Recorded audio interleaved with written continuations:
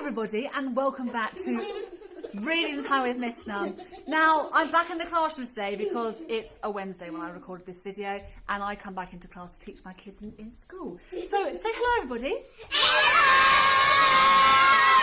So, I have 15 very excited children in my class, and they're going to read the story with us today. And if they have any questions, they can ask them, but they can join in Reading Time with Miss Nunn. So the story, everybody, today that I'm going to read is called The Incredible Journey. Let me just read it again. The Incredible Journey. It's not just a journey, it's an incredible journey. Who would like to make a prediction? What's going to happen on our incredible journey? They're going to go everywhere. They're going to go everywhere, yes. And when it's like they're going to go back home. Ooh, okay, so they're going to go on a big adventure. Where do you think they're going to go, Joanna? From the front cover, I think they're going to go to Japan. To the beach. Japan. On a dinosaur. On a dinosaur, okay, so Joanna from the front cover thinks that they're going to go to the beach. I think that's a good idea. Last one from Oscar. He's not making strange noises. I think they're going to go to the forest. They're going to go into a forest, do you? Well, I think I see a sign down here. Where do you think they're going to go, Mia? To a school. They're going to go to a school. Well, let's have a guess, shall we? So we've made our predictions. Boys and girls at home, I hope you've made your predictions too. We're going to read the story, The Incredible Journey. Now, before we start, I've got something very incredible to tell you.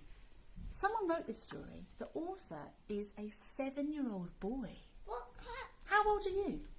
5. 5 or 6. A 7-year-old child wrote this story, and it's been made into a real story. So if you had a really fantastic story, maybe yours could be made into a real story. Are you ready? Right.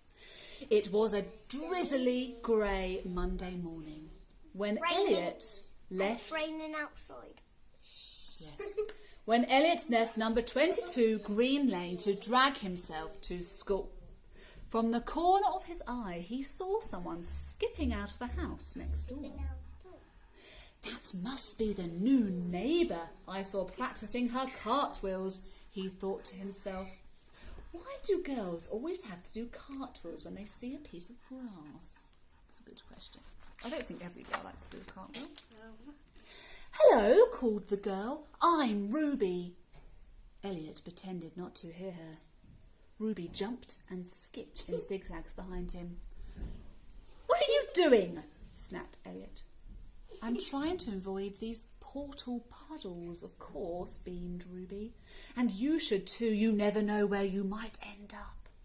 What do you mean? Elliot asked. They're just puddles. Do you think they're puddles or do you think they're portal puddles? He wasn't very nice to her, though, was he? I hope when you see someone new, you're a bit nicer to your friends.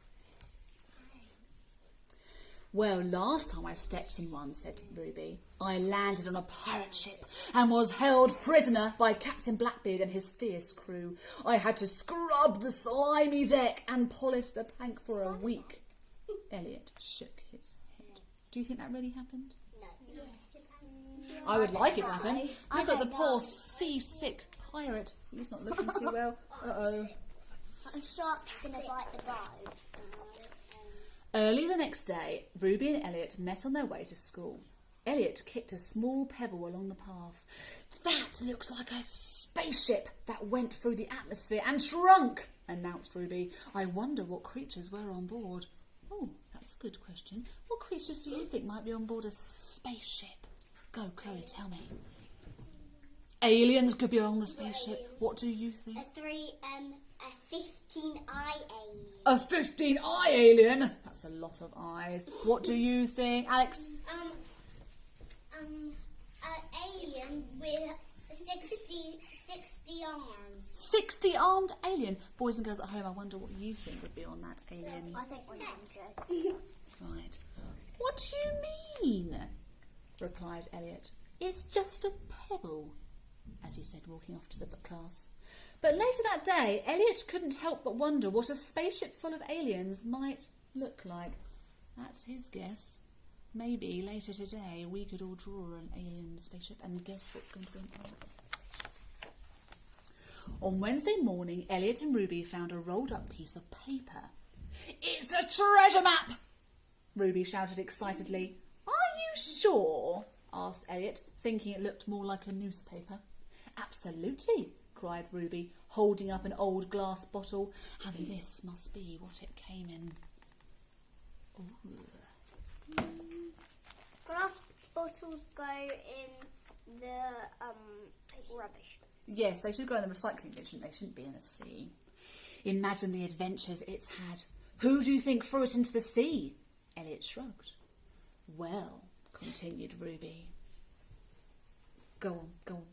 An octopus. You think an octopus threw it into the sea? A person. A person threw it in the sea and an octopus got it. Well, let's find out. Me.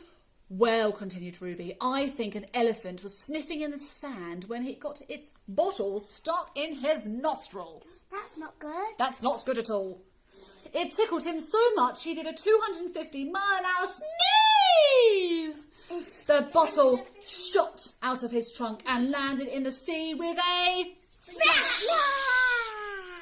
That's ridiculous, said Elliot, strolling off. I mean, there's no way an elephant could sneeze a bottle out of his trunk that far. Do you think that's also ridiculous? Yes. Boys and girls at home, do you think that could happen? Do you think an elephant could sneeze that far? No. I don't think so. When Elliot left his house on Thursday, Ruby was nowhere to be seen.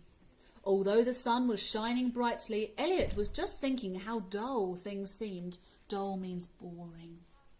How dull things seemed when, whoops, he nearly tripped over an old, long, broken branch that was lying in a path in front of him. Would anyone like to guess what he thinks the branch is? Eve, what do you think the branch is? I think it might be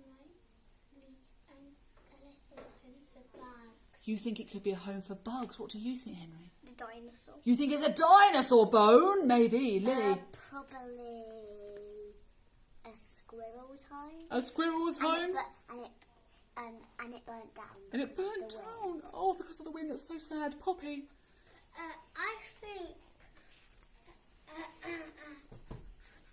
I think that piece of wood The was branch? made in Japan. So Okay. and a dinosaur bone is like inside it. You think a dinosaur bone is inside this piece of log Yeah. that came from Japan? What a story, Poppy. Oh, it continues. Go on, keep going. And the elephant had it stuck in his throat and trunk. Oh my goodness, this is the biggest story in the world. But you know what, Poppy, I'm going to pause you right there. I'm going to pause you there. Sneezed it out. You think the elephant sneezed out a trunk? No, a branch out of his nose. Fine, whatever. Hello, giggled a voice from above. It was Ruby. Look at that witch's broomstick, she said, waving down from the tree. It fell out of the sky because a murder of crows carried her to an evil wizard. Now, a murder of crows is a group of crows. It's not called a herd or a tribe. It's called a murder of crows. That's a big story. Murder! I don't want to get killed. It's about a group, Henry. Wow. But what did the crows carry her away? Why did they carry her away? Questioned Elliot. Because she stole the wizard's favourite spell, answered Ruby. What kind of spell did the witch take? Elliot asked. It was the self-replenishing tasty treats potion. The evil wizard has a really sweet tooth, you know, Ruby responded. Elliot licked his lips. Can you all lick your lips? Friday morning soon arrived. Pooh! Ruby exclaimed, scrunching up her nose. What's that horrible, disgusting stench? Elliot thought for a second. Then he said, it's probably dinosaur dung. Look at all those cracks along the path. The dinosaur must have been stomping right where we're standing. Maybe he's still here. Dun, dun, dun. A dinosaur! Ruby squeaked and threw her arms up. Of course, said Elliot. With flaming. I know. I can't read it.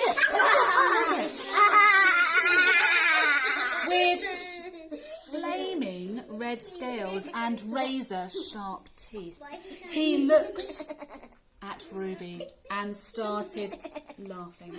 Then together they raced as fast as they could all the way to school. Yes, Leo. Why has he done a poo? Well, why do you think he did a poo? Because in the story, he said they could smell the dinosaur dung. Wow. Now, I don't know about you boys and girls, that was quite an exciting journey. I think it was an incredible journey. Put your hand up if you thought that was an incredible journey. That's amazing. No. I tell you what, I think you could think up some even more incredible journeys. When you're on your way to school or maybe on the way to the shops, that's not just a branch. That's not just a piece of paper. What could it be? I want you to get your imagination going wild. So that's my challenge for my children in class and my children at home. What is your journey going to be? How are you going to make it incredible? Thank you for reading with me once again on Reading Time with Miss Nunn. And join me next time for more. Boys and girls, say goodbye. Bye.